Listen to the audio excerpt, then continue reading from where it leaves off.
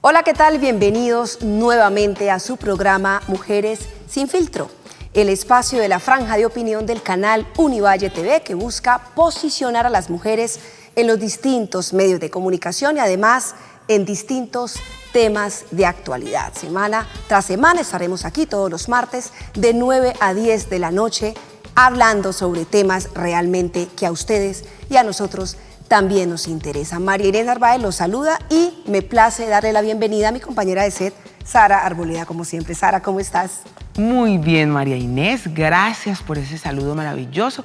Me sumo al agradecimiento que le damos a todas las personas que se conectan con nosotros a través de esta aventura que hemos emprendido de la virtualidad para mantener vivos estos espacios de diálogo, de construcción del debate de temas que afectan a nuestra sociedad. Y es por eso que quiero invitarlos para que participen con nosotros a través del @canal Univalle TV a través de Twitter. Allí estaremos revisando constantemente todas sus opiniones y estaremos incluyendo esas opiniones que nos dejan en el debate que construiremos hoy de mano de expertas, María Inés. Claro que sí, Sara, usted lo ha dicho, lo importante es que nuestros televidentes tienen voz aquí en nuestras redes sociales, por eso es importante que participen y nos comenten qué piensan, si están de acuerdo, si no están de acuerdo con todo lo que aquí estamos planteando. Sara, el tema de hoy es interesantísimo y sobre todo que no es desconocido para la ciudadanía, además de que surgen diferentes miradas y es muy importante entender el origen y por supuesto las consecuencias, y no es nada más sino la crisis penitenciaria y carcelaria que hoy día vivimos en nuestro país. Necesariamente tenemos que entrar a analizar las desigualdades al interior de este fenómeno, de esta problemática que aunque la conocemos, cada día sigue latente y cada vez se endurecen más, digamos, o se vulneran los derechos fundamentales de las personas que de alguna manera están privadas de la libertad. Sara, un dato importante que hay que tener en cuenta y es que la primera crisis carcelaria fue declarada en 1998 por la Corte Constitucional y posteriormente en el 2015 la misma Corte Constitucional declaró la segunda crisis carcelaria en nuestro país, así que de manera que es un tema que tenemos que revisar porque hay una flagrante violación de los derechos fundamentales de las personas que están privadas de la libertad, Sara. Pues de la mano de expertas, María Inés, hoy analizaremos todos estos temas, porque en la esfera pública se habla mucho del hacinamiento, pero bueno, vamos a analizar de fondo el tema de la infraestructura, el tema de la salubridad, el tema de la resocialización, porque pareciera un poco también que entre la necesidad de límites que necesitamos los seres humanos para convivir, las reglas que se ponen en nuestra sociedad, pues la cárcel se ha vuelto entonces la solución para todo. Vamos a conocer un informe de contexto que realizamos con nuestro equipo de producción antes de darle la bienvenida a nuestras invitadas.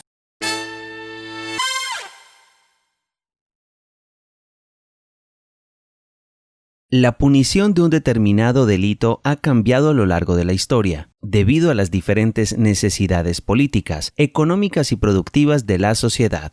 Durante mucho tiempo, quienes cometían acciones fuera de la ley eran castigados con penas físicas, infligiendo el máximo dolor posible ante una audiencia que se acercaba a presenciar el hecho. A inicios del siglo XIX desaparece el castigo físico ante el público y la condena se enfocaría en la pérdida de un bien o de un derecho, lo que conocemos hoy en día como la suspensión de la libertad ambulatoria. Por tal motivo, la creación de instituciones penitenciarias y carcelarias tiene por objetivo usar el encierro como recurso para gobernar el malestar social. En muchos países, el Poder Judicial es la única autoridad que puede ordenar el encarcelamiento de una persona. No obstante, otras formas de privación de libertad pueden decidirse por diferentes autoridades, como el Poder Ejecutivo, la policía, los militares, los aduaneros, entre otros. Sin embargo, la inclusión de dicho modelo en la sociedad ha puesto de manifiesto múltiples circunstancias negativas que generan grandes preocupaciones. En el caso de Colombia, durante muchos años ha existido una crisis estructural penitenciaria y carcelaria, en donde las violaciones de los derechos humanos al interior de las cárceles de nuestro país son un constante.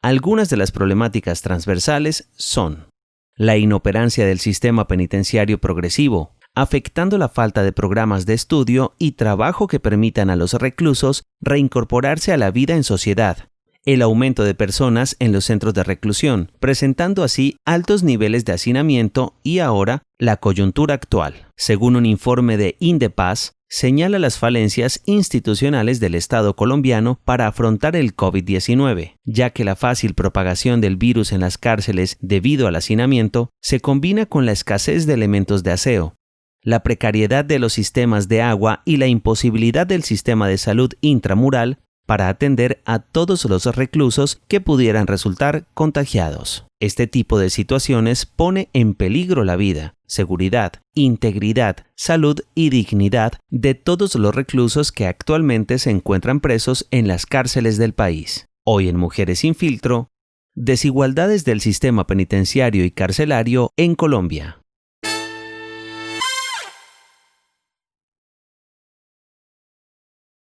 Ahí veíamos una evolución histórica de, digamos, el sistema penal en todo el mundo y, por supuesto, en nuestro país. Y llegamos a una primera conclusión, digamos, a manera de también hacer una introducción antes de presentar a nuestras invitadas, y son estas circunstancias agravantes que han dificultado las condiciones de vida de las personas que hoy en día se encuentran como reclusos en los centros carcelarios.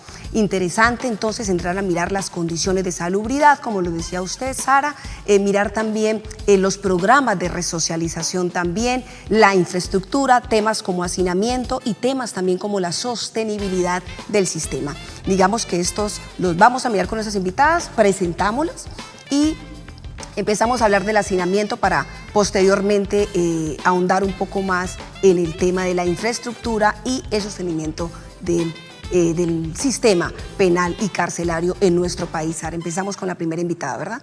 Claro que sí, nos acompañan hoy para debatir aquí al respecto, sobre todo para conocer un poco y poder entonces de esa manera construir el debate al respecto de este tema tan importante que nos moviliza a través de las cifras, pero que no hemos ahondado de manera precisa. Quiero saludar entonces a Laura Jimena Ordóñez Vargas, quien es antropóloga de la Universidad de los Andes, con maestría y doctorado en antropología social de la Universidad de Brasilia en Brasil. Ella cuenta con experiencia en el campo de la docencia, la investigación académica, la intervención social con enfoque diferencial y trabaja además con diferentes temas dentro de su quehacer. Trabaja la antropología jurídica, los sistemas penales y las cárceles, los sistemas y prácticas de la justicia ordinaria, restaurativa y tradicional, además de las políticas públicas de seguridad criminal y en estudios de género. Laura, bienvenida a Mujeres sin Filtro.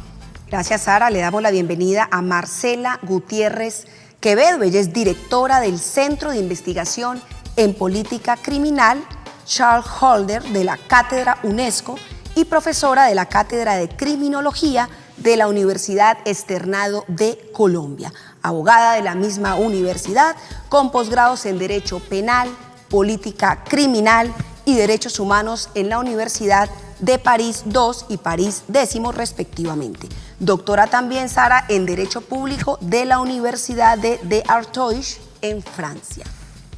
Bueno, pues contamos con dos invitadas muy doctas en la materia. Y para que entonces empecemos la construcción de este diálogo el día de hoy, les damos la bienvenida y queremos preguntarles al respecto de, bueno, se escuchan muchas cifras, son alarmantes los espacios que se generan en medios de comunicación cuando nos muestran imágenes, vemos personas hacinadas, vemos que no hay unas condiciones de salubridad, pero entonces planteemos un panorama general para las personas que nos ven a esta hora a través de la emisión de Mujeres sin Filtro. ¿Cómo entonces está la situación penitenciaria y carcelaria en el país? ¿Cuál es la infraestructura con la que se cuenta en nuestro país? Hay unas cifras de hacinamiento actualizadas a 2020 o al menos a lo último del 2019. ¿Y cómo entonces se lleva a cabo la sostenibilidad de estos espacios? Empecemos con usted, Laura. Bienvenida a Mujeres sin Filtro. Bueno, buenos días, muchísimas gracias por la invitación. Saludo también a la profesora Marcela, con quien ya hemos compartido varios espacios y me encanta poder volver a compartir hoy con ella, y pues gracias a las presentadoras de Mujeres sin Filtro. Es un tema muy importante. Infelizmente las cárceles de mujeres o de hombres son espacios marginales en la cartografía social, urbana, ¿no? Son espacios muy olvidados, muy útiles a la hora de hacer política y de querer ganar votos, pero a la hora de actuar y de tomar acciones concretas en relación al sistema penitenciario colombiano, pues siempre hay muchas demoras, mucha indiferencia, mucha negligencia. Como ustedes ya dijeron, pues la situación de las cárceles en Colombia es muy triste, es una realidad grave, preocupante, mucho más que triste. Como ustedes ya lo dijeron, el Estado colombiano, la Corte Constitucional ya declaró el estado inconstitucional de cosas carcelarias hace ya más de 20 años. Infelizmente las cosas siguen siendo iguales o peores. Con relación a las mujeres, podemos ver en los últimos años un aumento exagerado en el número de mujeres encarceladas. Si bien las cárceles de hombres si bien las cárceles tienen más hombres que mujeres, el aumento de mujeres ha sido muchísimo más dramático en los últimos años. En Colombia, por ejemplo, pasamos de 1.500 presas en el 91 a 7.944 presas en junio de 2018, lo que implica un aumento del 429% en estos años, en 17 años. Es una cifra pues exagerada. Generalmente, o la mayor parte de mujeres que están presas en Colombia, y vale decir que en Latinoamérica, no solo en Colombia, esta situación se hace extensiva a Latinoamérica, es por tráfico de drogas, siendo pues penas muy altas para este delito, y hay que considerar que las mujeres que son presas ocupan cargos bajos, digamos, en las estructuras criminales, siendo muy fácilmente reemplazables, ¿sí? Y no desestructurando las estructuras criminales que deberían ser desestructuradas y que realmente prevendrían la criminalidad. O sea, lo que quiero decir es que el encarcelamiento excesivo de estas mujeres al final pues está teniendo costos sociales muy grandes y costos financieros muy grandes, y no está cumpliendo el objetivo de prevenir o disminuir la criminalidad. Bueno, más o menos es eso, es una situación, como dije, alarmante. Y bueno, después seguiremos hablando un poco más. Me gustaría cederle la palabra a la profesora Marcela. Claro que sí, doctora Laura, pero antes de cederle la palabra a la doctora Marcela, yo quisiera, que tengo un sinsabor allí, mi Sara, doctora Marcela, ¿pronuncié bien la Universidad de París o usted me hace una corrección allí como para que vamos diciendo las cosas correctamente? Bueno, buenos días a todos, días. a todas, a las presentadoras, a mi colega Laura. Sí, yo estudié en Colombia en el externado, después estuve muy bien, como tú dijiste, en la Universidad de París II, París 10 Nanterre. El doctorado sí es en la Universidad d'Artois. Pues porque, bueno, esa es la pronunciación, pero perfecto. O sea, lo importante ahí es los trabajos que hice allí, además de trabajos jurídicos, trabajos como Laura pues lo profundizó. Yo lo hice un poco en antropología jurídica, no solo en el sistema occidental, sino tratar de descubrir otros sistemas de justicia indígenas, africanos, de otros países, donde vemos que hay otras posibilidades, otros caminos de solucionar los conflictos. Entonces, sí, ahí te contesto. Pues bienvenida, doctora Marcela, y allí, aterrizando un poco la pregunta, quisiera mencionarle esto, y es que tenemos conocimiento en nuestra investigación, Sara, de que hay unos estudios interesantes entre la ONU y la Defensoría del Pueblo aquí de Colombia. Hace unos años, digamos 1990, 91, 2001, veníamos con unos centros carcelarios aquí en nuestro país, diga usted 161, 162, si no me falla la memoria. A hoy tenemos aproximadamente 138 cárceles con 80.000 cupos aproximadamente y unos presos que superan, por supuesto, el 50%. Primera pregunta interesante que podamos conocer su apreciación y la de la otra invitada. Y es ¿por qué hemos venido disminuyendo, ¿sí?, la construcción de nuevas cárceles o la refacción de las mismas, porque a menos cárceles, pues en principio hay mayor hacinamiento. ¿Por qué se da esta situación, doctora? Bueno, esa es una pregunta que tiene ahí su dilema finalmente, porque en principio la respuesta sería: si hay más detenidos, se necesitan más cárceles, se necesita más castigo, entonces las condiciones carcelarias van a ser mejor, van a ser más humanitarias. Pero eso es un falso realmente dilema. El problema es el siguiente: la profesora Laura ya explicó muy bien la situación carcelaria, con crisis o no con crisis. Siempre desde que se inició la cárcel estamos en crisis, en un problema de derechos humanos. Entonces, la situación no es más castigo ni más estructuras carcelarias.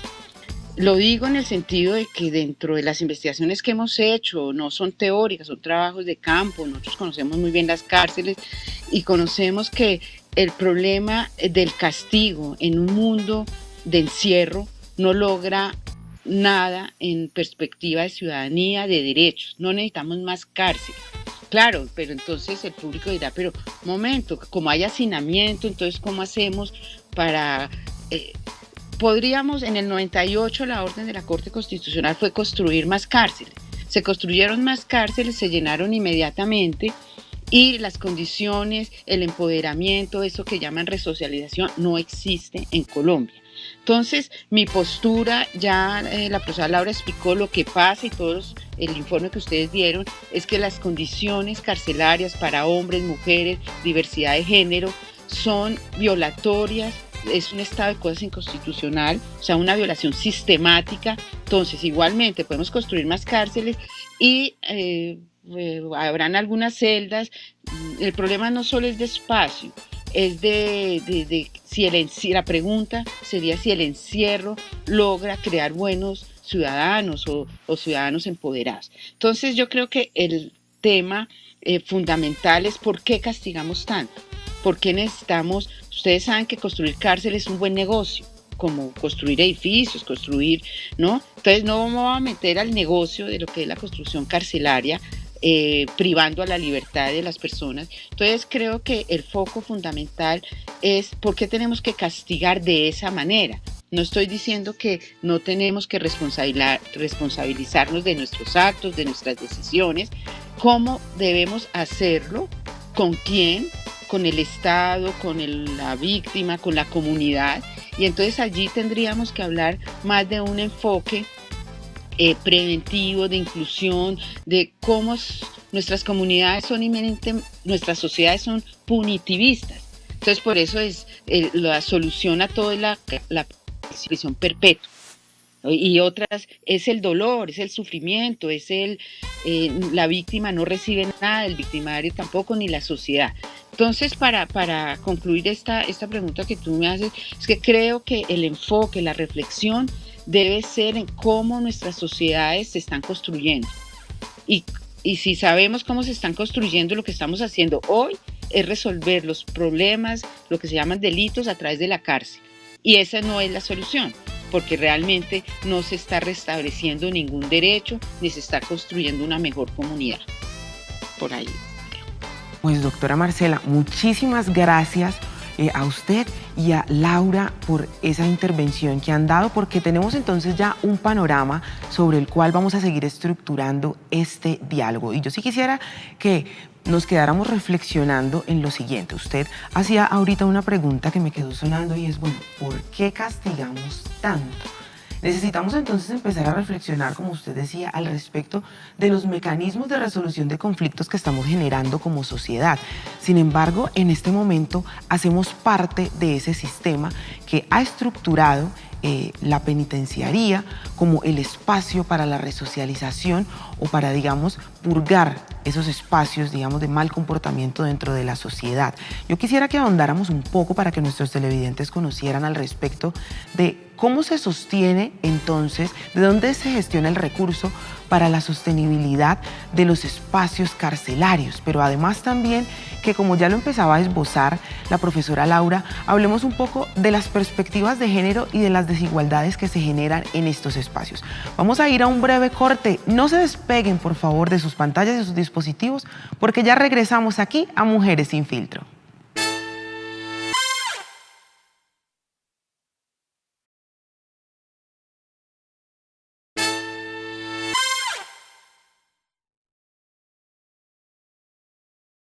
Y aquí estamos de nuevo en nuestro programa Mujeres sin Filtro, hoy hablando de la crisis penitenciaria y carcelaria en nuestro país, de la mano de dos invitadas expertas que nos ayudan a reflexionar sobre esta problemática que día a día se vuelve más alarmante y asimismo las consecuencias que subyacen de esta crisis. Sara, usted antes del corte dejó una pregunta en punta y quisiéramos retomarla para entrar en materia en lo que tiene que ver con las desigualdades y la perspectiva de género que se vive hoy en las cárceles de nuestro país. Es evidente que, digamos que según las estadísticas, las mujeres somos menores infractoras del Código Penal con respecto a los hombres y que, como lo decían las invitadas hace un rato, los delitos, digamos, en los que más están inmersas las mujeres es en temas económicos, porque muchas son madres cabeza de hogar y de alguna manera influyen sus comportamientos delictivos, porque en muchos casos tienen que sostener a sus familias o a sus hijos. Pero aún así vemos una flagrante desigualdad con respecto en el número de cárceles y en relación con el número de cárceles que hay para hombres. Entendemos que las condiciones de las mujeres son muy distintas a los hombres, pero aún así conocemos de las desigualdades. Hablemos un poquito al respecto, doctora Marcela, sobre este tema y sobre la perspectiva de género que se vive hoy en las cárceles. Doctora Marcela, la escuchamos. Bueno, tu pregunta empieza con la crisis carcelaria. Yo a veces no es que diga que el problema carcelario, existe un problema carcelario, la Corte Constitucional lo ha dicho, pero yo quisiera como complementar tu pregunta y agregar una pregunta sobre la crisis social, más la crisis de sociedades, la crisis de comunidades, porque la raíz de todo esto es que nuestras sociedades son como sociedades anómicas, sociedades sin mucha profundización, sin entendimiento de lo que está pasando. Hace poco estuvimos con Laura, estuvimos en un evento, bueno, hace poco, creo que fue antes de la pandemia, en un libro que lanzamos sobre prisión perpetua, sobre no a la prisión perpetua, ¿no? Y allí nos dimos cuenta cómo los legisladores, la sociedad decide frente a ciertos comportamientos, que no estoy diciendo que no sean lamentables, ¿no?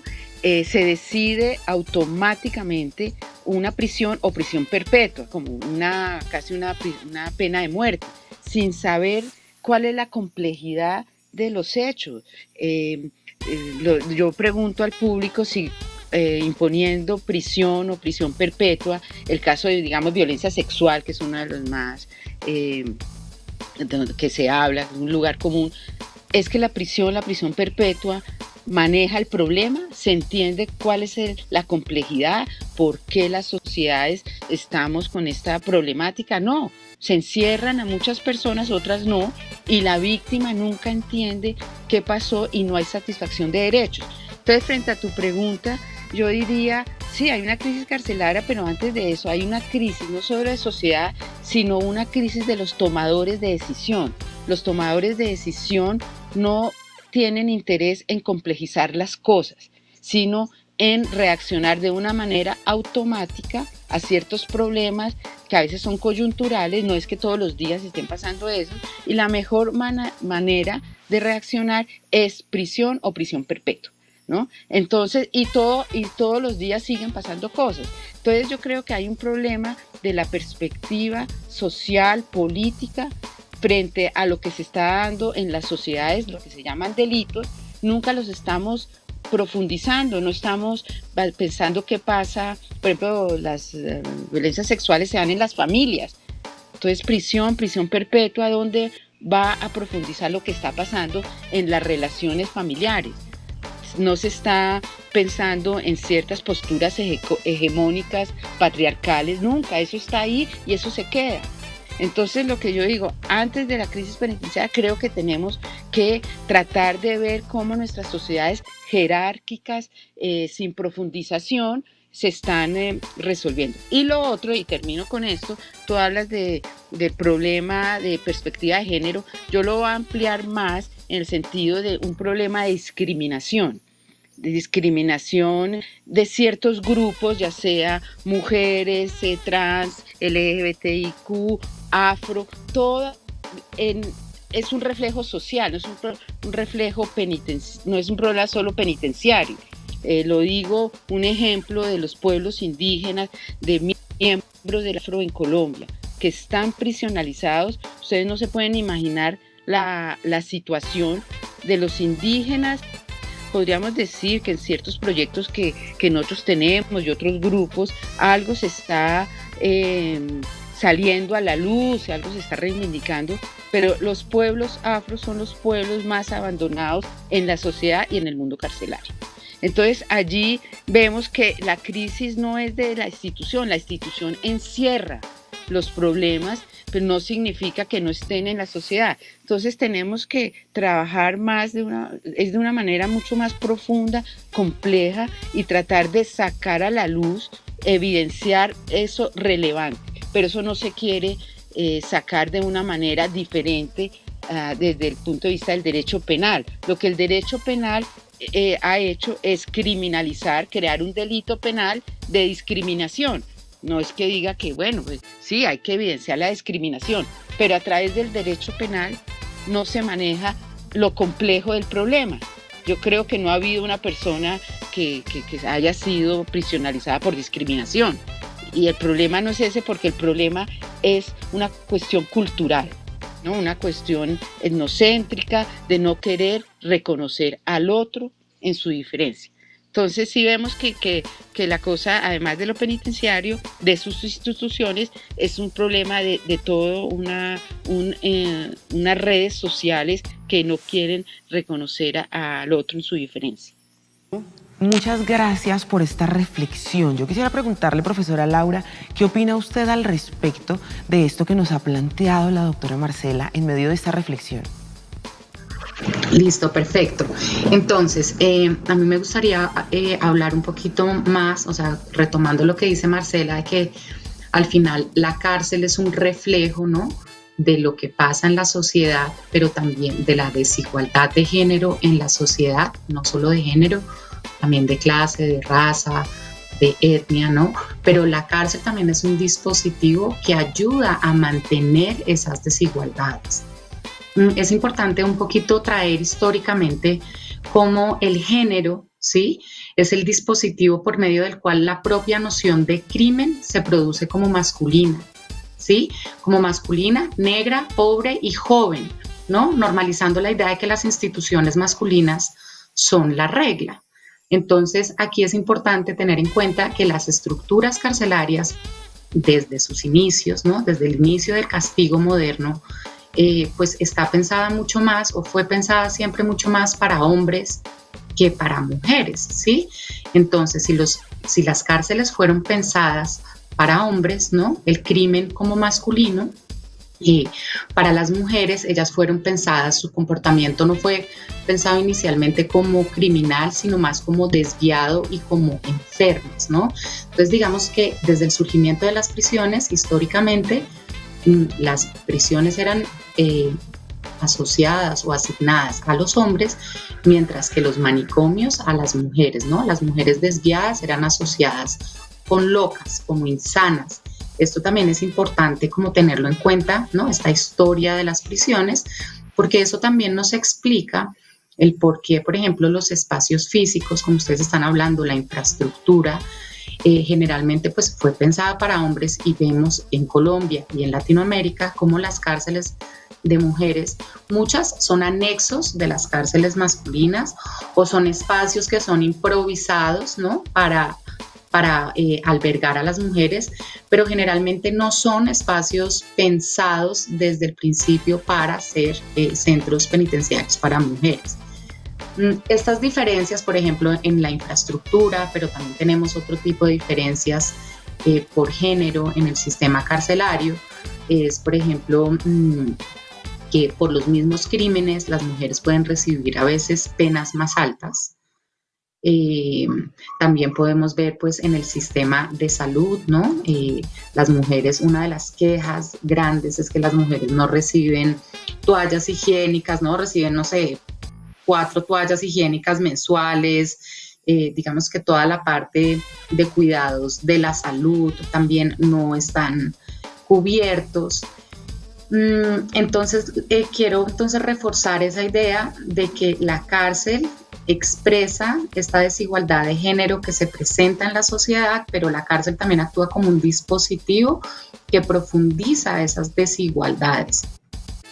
Y otra cosa es que no podemos pensar el género fuera de otras categorías de diferenciación, como lo acaba de decir la profesora Marcela, como raza, género, clase, nacionalidad.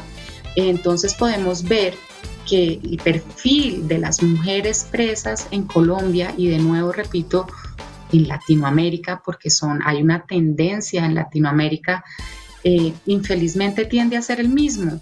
Mujeres no blancas, jóvenes, madres, cabezas de familia. Muchas de las mujeres que están presas primero no están sentenciadas, como sucede también en Colombia y en Latinoamérica, que casi la mitad de los presos no están sentenciados, ¿no? Son presos provisionales, aguardando sentencia.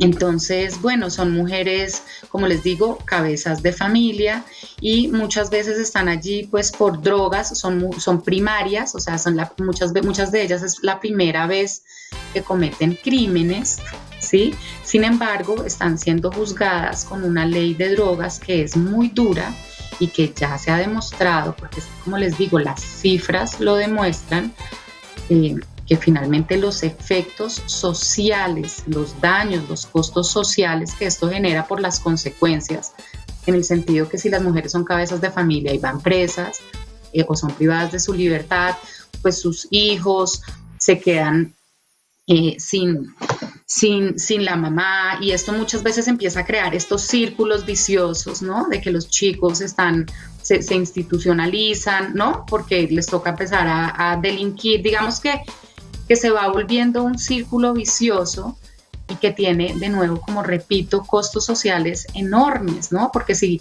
vinculamos a cada persona presa o privada de la libertad, perdón, 2 o 3 personas que dependen de ello, pues hagamos cuentas. Claro que sí, ¿Sí? doctora, interesante eso que usted acaba de decir, porque es un hecho notorio las desigualdades frente, digamos, entre las mujeres con respecto a los hombres, y lo hablábamos hace unos minutos, hablando de la infraestructura, que entiendo que no es el fin, digamos, o el problema estructural de la crisis penitenciaria, pero sí hay una evidente desigualdad con respecto a los centros carcelarios de las mujeres. Estamos hablando de unos 8 o 10 con respecto a más de 100 que están construidos para los hombres, y como ustedes lo dijeron, hay unas condiciones especialísimas de las mujeres, además de los costos sociales que significa desestructurar, digamos, una base fundamental de una familia como es, digamos, la madre con sus hijos. Importante también traer a colación, Sara, porque tenemos que irnos a un corte de patrocinadores, la opinión de los televidentes frente a este tema.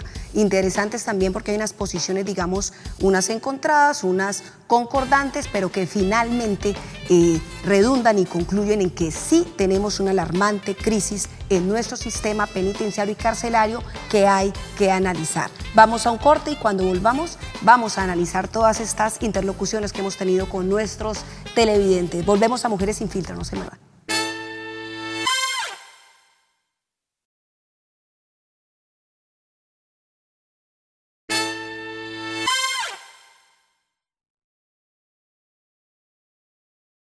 Bienvenidos, seguimos aquí en Mujeres Sin Filtros. Si ustedes acaban de llegar, es el momento para conectarse con esta reflexión que estamos teniendo el día de hoy de mano de dos expertas, porque empezamos hablando hoy al respecto de la crisis del sistema penitenciario y carcelario en nuestro país.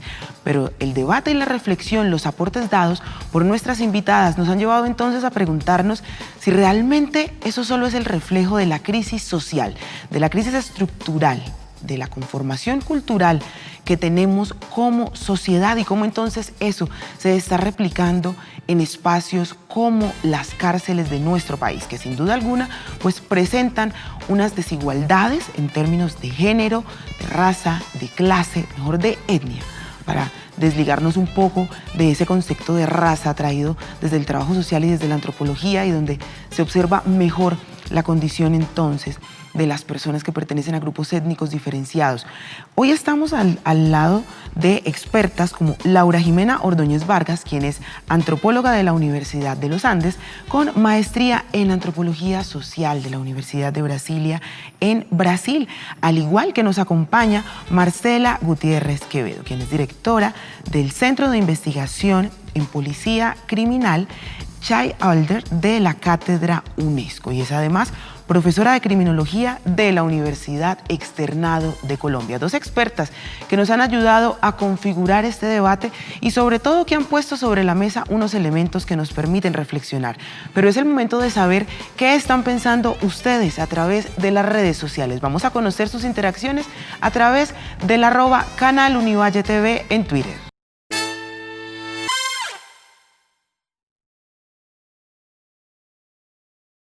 ¿Qué opinan sobre este tema algunos usuarios en Twitter? @MauroM29. Lamentablemente, mientras no hayan cárceles que realmente apuesten a la rehabilitación, lo es. Actualmente metes a alguien en una cárcel de las que tenemos nosotros y en el poquito tiempo que pasa ya lo convertís en alguien más peligroso de lo que era. Virginia.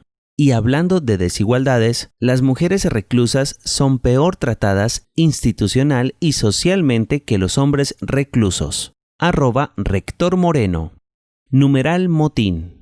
Las cárceles en Colombia son inhumanas. La cárcel La Modelo tiene más de 5 órdenes de demolición y la forma de administrarlas es proclive a la corrupción, lo que las convierte en foco de todo tipo de delitos y vejámenes para quien no paga a las redes de corrupción. Oscar Rodríguez.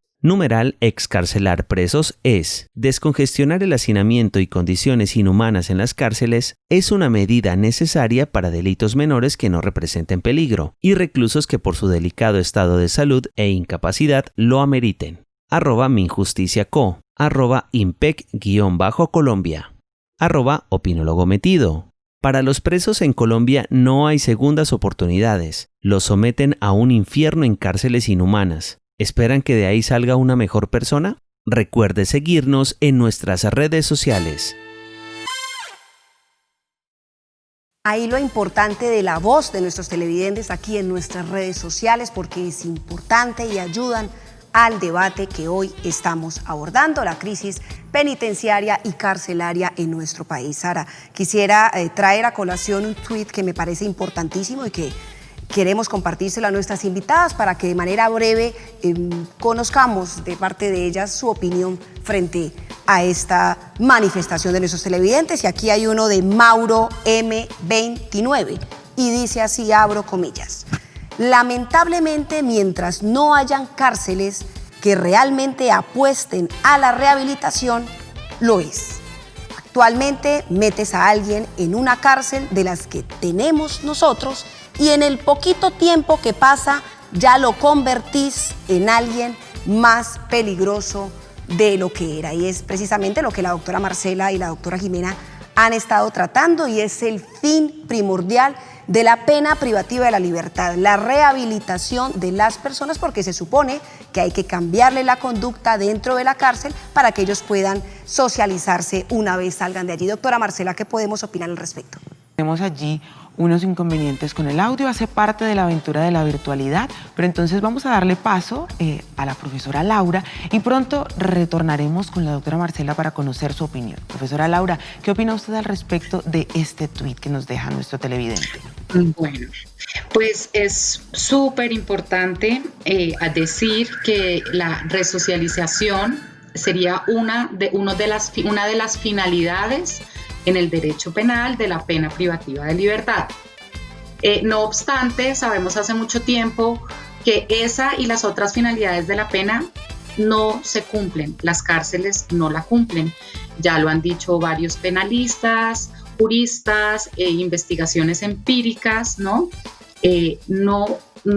La cárcel es la manera más cara de volver a una persona mala, ¿saben? O sea, no podemos pretender que haya una continuidad entre el sujeto que entra a la cárcel y el sujeto que sale, ¿no?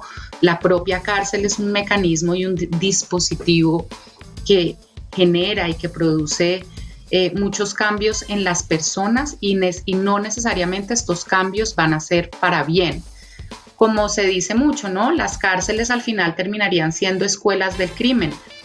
Paradójicamente, la cárcel sería un factor criminogénico, o sea, la propia cárcel es una causa para la propia cárcel, ¿no? Para generar personas que sigan yendo a la cárcel.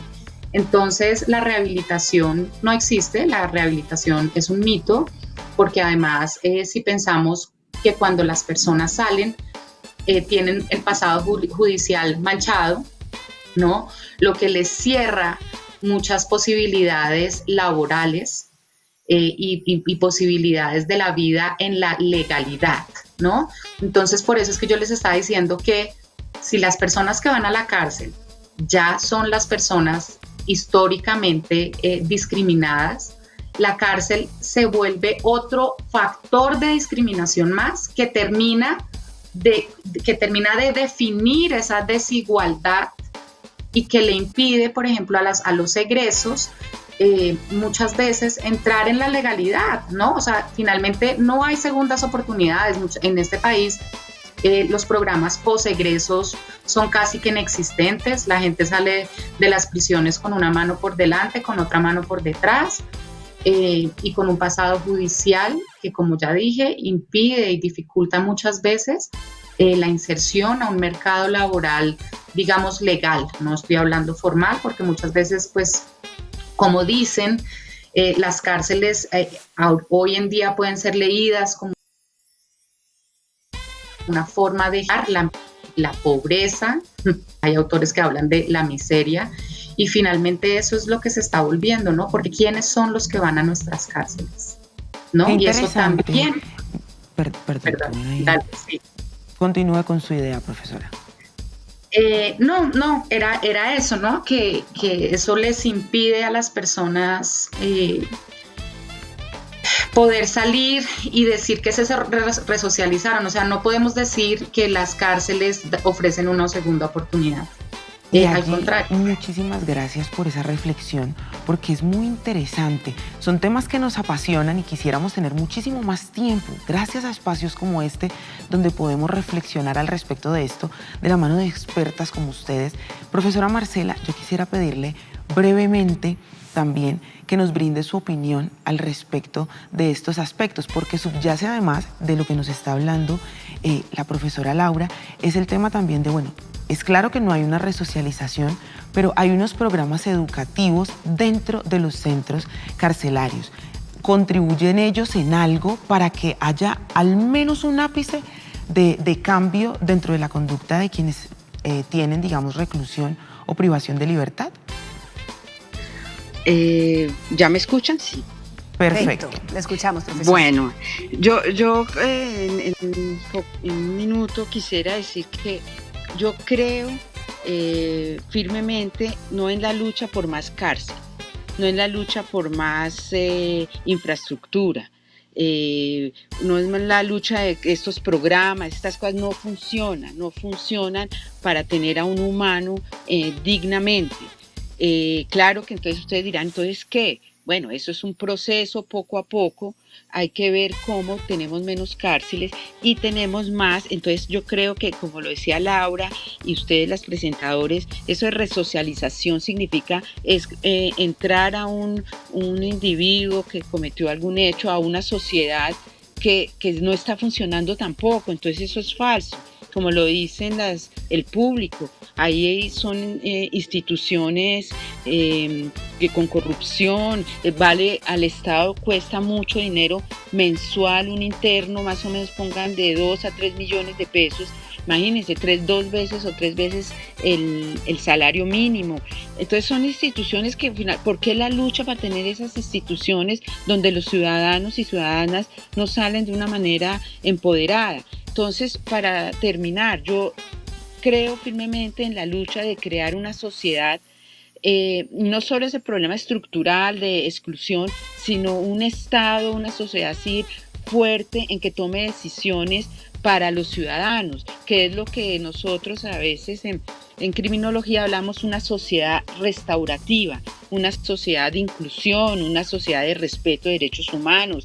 Entonces, si tenemos una sociedad restaurativa, más una donde haya relaciones, donde haya diálogo, donde se entiendan más las cosas, podríamos hablar lógicamente que una justicia mucho más equilibrada, más restaurativa. Eso es todo otro programa que se podría hacer, ¿no? De que no tenemos que seguir por el mismo camino de la prisión de algo que nunca no ha funcionado. Entonces busquemos unas alternativas a la respuesta a los daños, pero hay que ir por la sociedad, una lucha por una sociedad mucho más incluyente y a un Estado mucho más democrático, no que diga que es democrático, no es democrático. Entonces es como llegar a ser más serios en lo que queremos para los ciudadanos. Claro que sí, profesora Marcela. Ya estamos por lo menos ahondándonos ya a las soluciones, por lo menos en el corto y el mediano plazo, a esta problemática de crisis penitenciaria. Vamos a un corto y cuando regresemos, reflexiones finales al respecto. No se muevan de Mujeres Sin Filtro.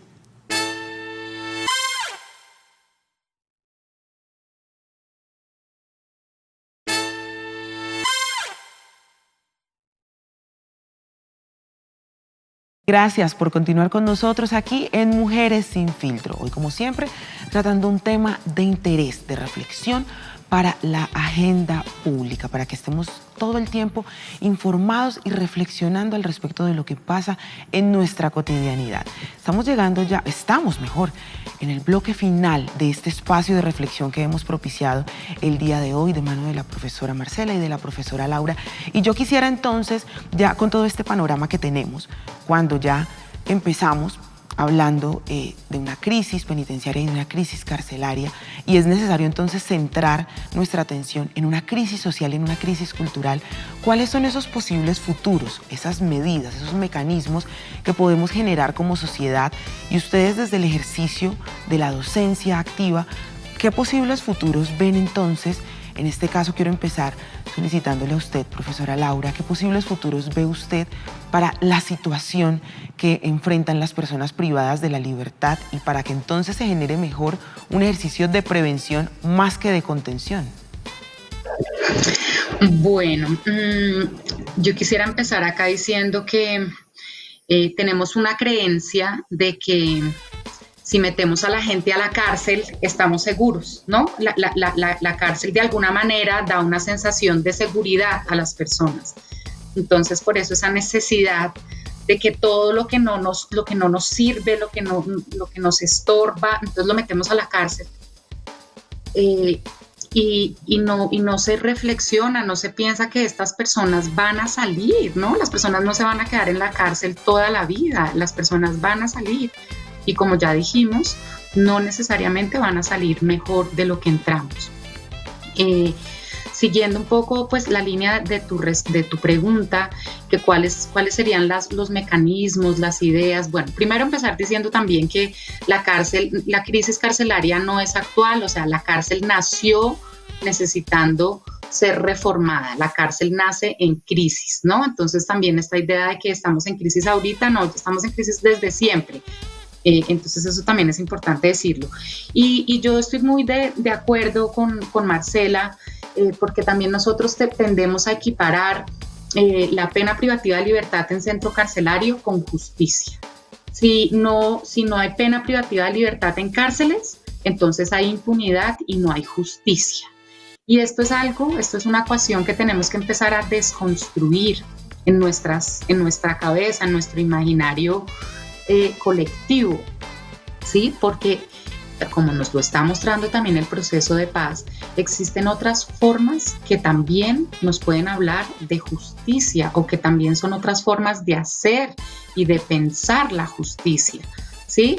Entonces, bueno, por ejemplo, a mí se me ocurre muy concretamente en el caso de las mujeres presas, si ya sabemos, de las mujeres privadas de la libertad, si ya sabemos que hay aquí un problema de sobrecriminalización por un crimen muy específico, que es el crimen de drogas, que sigue siendo nuestro tendón de Aquiles aquí en Colombia, pues aquí yo sugeriría un mejor diálogo entre criminólogos o la academia y los hacedores de la política pública, porque últimamente hay como un cortocircuito. Esto se ve y se manifiesta, por ejemplo, en lo que la profesora Marcela hablaba al comienzo, la cadena perpetua, ¿no? Entonces la cadena perpetua la han propuesto, la profesora Marcela me corregirá, creo que 11 o 17 veces a lo largo de la historia de Colombia.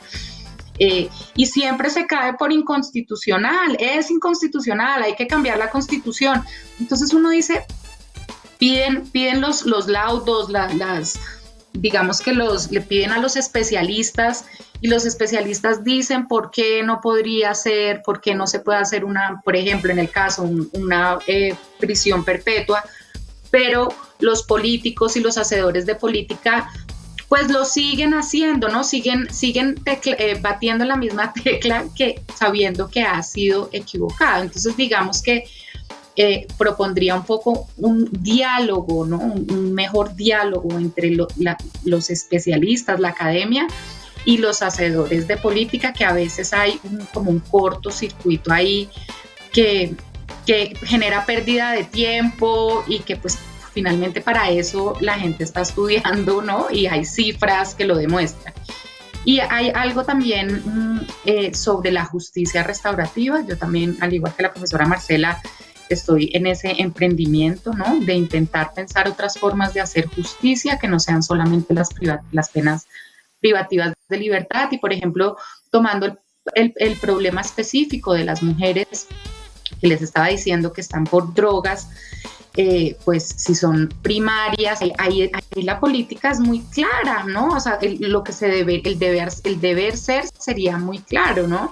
Y es ablandar estas políticas, estas leyes que ustedes, como también ya lo hemos dicho, las leyes son históricas, no sé, y también son contextuales. En Japón, en China, el tráfico de drogas, pues el da muerte, ¿sí? Acá no. Entonces yo creo que eso es algo que sí se puede manejar, que no ablandar el tratamiento penal a los crímenes de drogas. O sea, esa guerra contra las drogas ya está más que comprobado que la estamos perdiendo de esta manera. No ha disminuido el consumo ni el tráfico de drogas con mayor encarcelamiento. Ya se ha mostrado, y también se ha mostrado que las mujeres son las más afectadas con este endurecimiento penal frente a las drogas. Claro que sí, por ejemplo, claro en este que caso, sí. Profesora Marcela, como conclusión, habrá que hacer un cambio estructural en la política criminal en nuestro país, profesora. Sí, yo creería que en políticas públicas, política criminal, yo diría que es la última solución, digamos. Eso es un proceso, pero bueno, no hablemos de los delitos graves porque eso es otro, pero la mayoría de las personas que están en las cárceles han cometido hurtos, cosas que yo creo que para que podamos entender, yo invitaría al público que no hablemos de delitos o de conflictos, solo en los conflictos que uno tiene con su amigo, con su pareja, con sus familiares. ¿Cómo resolvemos nosotros los conflictos? Es el inicio de una sociedad restaurativa. Si todos hacemos ese ejercicio, podríamos decir, no, yo realmente, mi primera opción es el castigo. ¿Será eso? ¿Se soluciona? O más bien no lo toco, la evasión.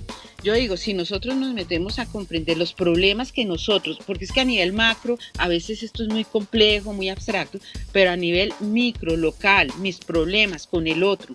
Entonces, como decía la profesora Laura, ¿por qué no tratamos, hagan ese ejercicio al público? Un problema, llámese delito, no, hablemoslo con el otro. Un diálogo verdadero, con tiempo. Porque es que aquí las cosas, tanto delitos o no hay tiempo, estamos en el momento del tiempo, no hay tiempo.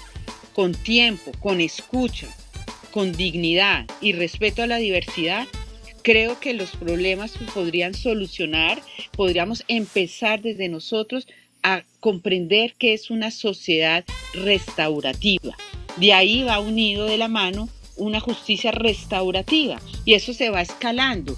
Entonces, desde lo micro, intentemos eso y creo que podemos entender que no necesitamos instituciones de encierro, instituciones de dolor y de sufrimiento. Ir escalando en pequeñas acciones que contribuyan a los grandes cambios que necesitamos como sociedad.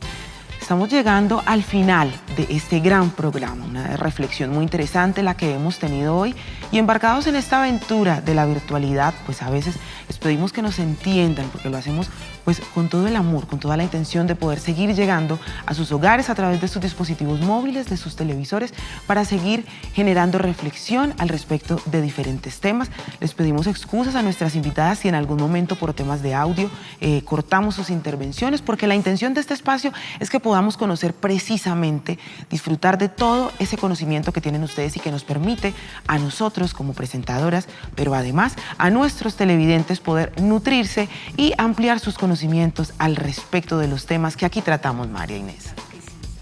Lastimosamente llegamos a nuestro final, al final de la emisión. Agradecidísimas con nuestras invitadas por estar con nosotros, destinar un espacio de su tiempo. Entendemos la agenda apretada que tienen, pero aquí están con nosotros y por supuesto a todos los televidentes que siempre están allí en sintonía, fieles a nosotros todos los martes de 9 a 10 de la noche. Próximamente nos vemos con otro programa importantísimo de actualidad aquí, por supuesto, en Mujeres Sin Filtro. Un abrazo gigante a nuestras invitadas y a todos los televidentes. Nos vemos próximamente en otra próxima emisión de Mujeres Sin Filtro.